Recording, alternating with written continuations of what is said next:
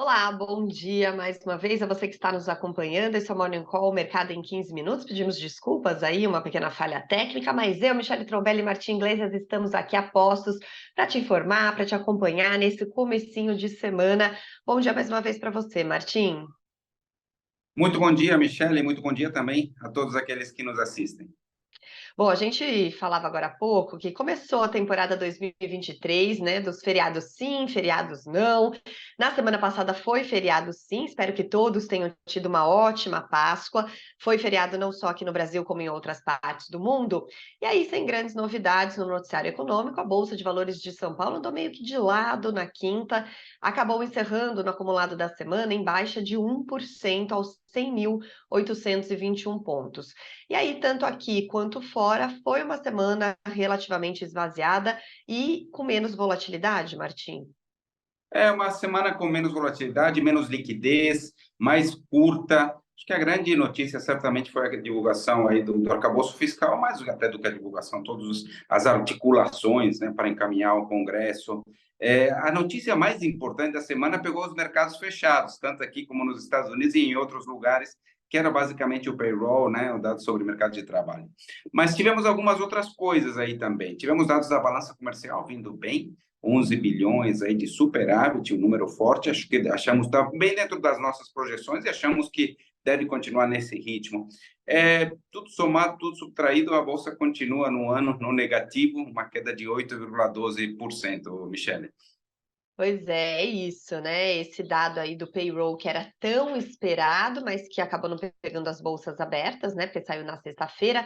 Só que na quinta, os principais índices de Wall Street fecharam no azul, mas no acumulado da semana não houve uma direção única. Dow Jones subiu 0,63%, já o SP 500 teve uma leve queda de 0,1% e Nasdaq perdeu 1,1%.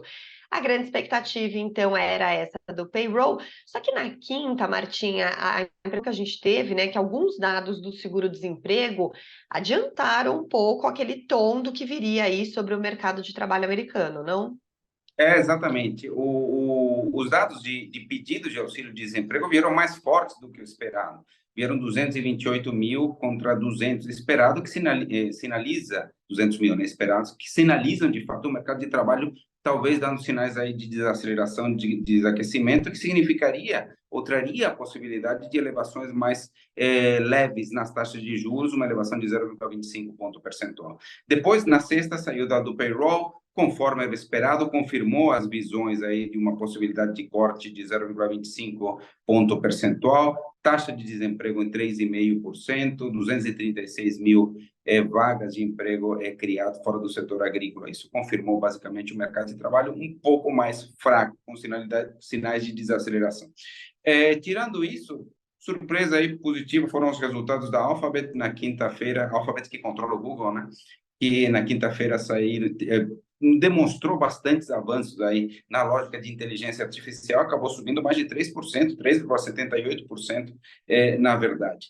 Outras novidades, certamente a questão do Donald Trump, né, sendo indiciado, primeiro presidente dos Estados Unidos a ser indiciado, ele tem uma precisa responder aí por 34 acusações, inclusive silenciamento de testemunhas, ocultação de evidências. Ele foi depor, se declarou inocente, mas de qualquer forma é algo que vai continuar aí provavelmente aí no radar por algum tempo, Michele. É isso. E a semana passada só não foi mais tranquila no mercado financeiro por causa de um fato que a gente chegou a comentar aqui no Morning Call na semana passada, que foi o corte na produção de petróleo anunciado pela OPEP. O grupo dos principais produtores de petróleo decidiu cortar a produção em pouco mais de 1,5 milhão de barris por dia. E aí, de que forma isso teve impacto ao longo da semana? Na própria segunda, a gente já viu que, né, já a semana começou com um impacto em relação a isso. E aí, como é que foi durante a semana, Martim? Bom, isso tirou um pouco da tranquilidade de uma semana em que o sistema financeiro já não trazia as preocupações de uma semana mais curta. Acho que foi a grande notícia, certamente, tá?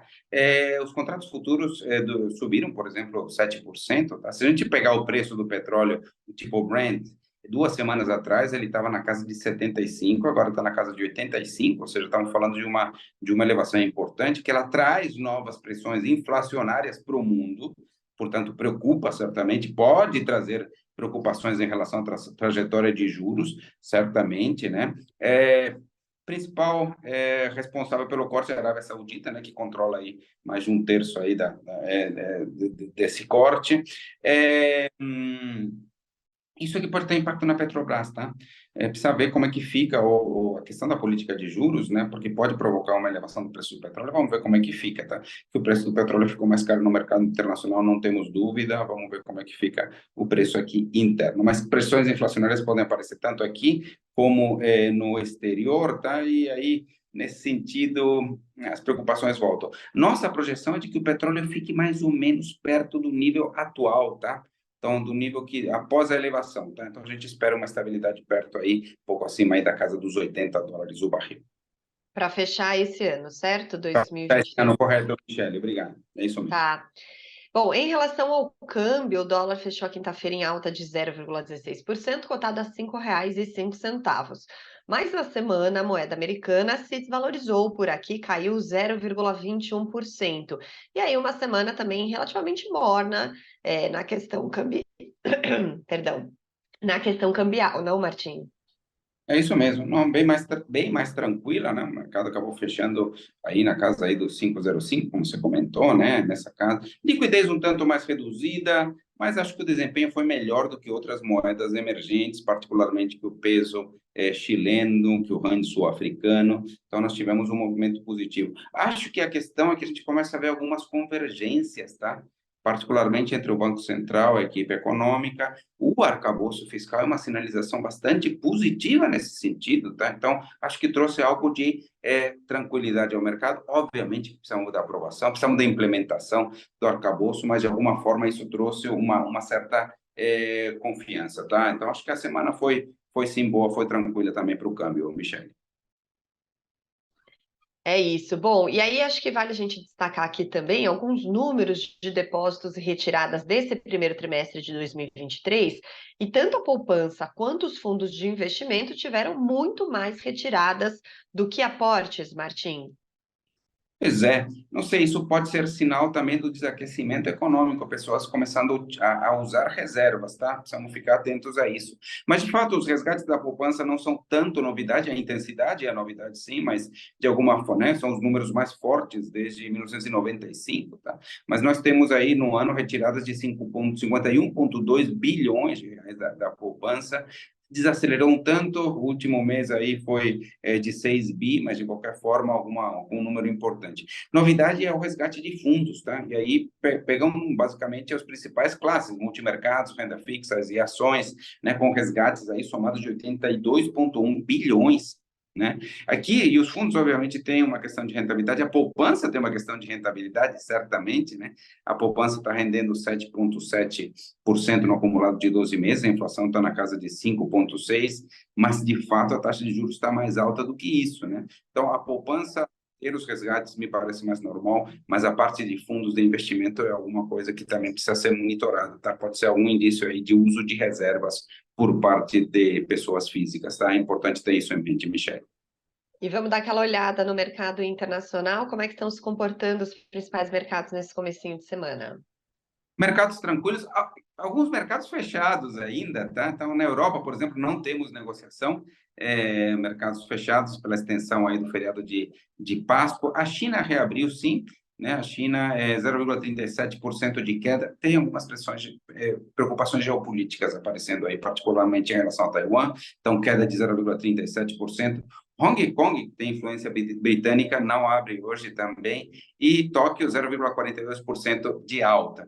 Futuros de Nova York, bem comportados, em queda, mas em queda bem discreta, tá?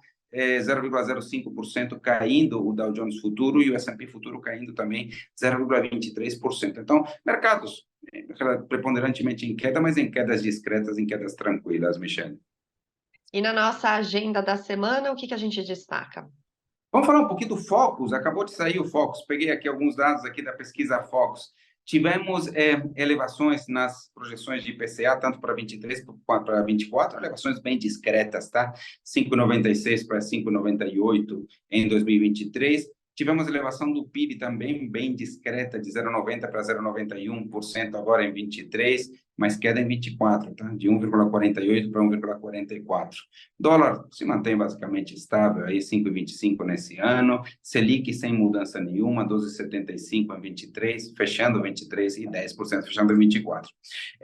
A semana, acho que a grande questão da semana aqui é a questão de ver como é que avançam aqui as negociações, as articulações e o possível envio para o Congresso do arcabouço fiscal. Tá? Então, tudo isso certamente vai chamar as atenções, qualquer declaração em relação a isso pode ser importante. Na terça-feira, teremos IPCA, tá?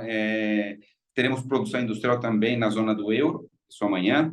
Na quarta-feira, vendas no varejo e inflação de março nos Estados Unidos. Teremos também a ata do Fed, da última reunião do Banco Central Americano, super importante a gente acompanhar também. Na quinta, vendas no varejo na zona do euro. Na sexta, receita do setor de serviços. Então, temos aí algumas informações, mas vamos ficar bastante atentos, principalmente a inflação nos Estados Unidos e, particularmente, as articulações em torno do novo arcabouço fiscal, Michele.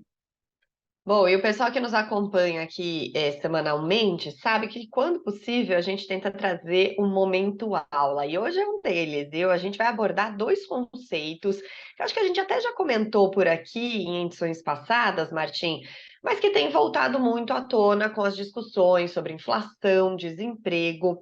Vamos a esses conceitos. Conta pra gente o que é exatamente a curva de Phillips e a regra de Taylor, Martim.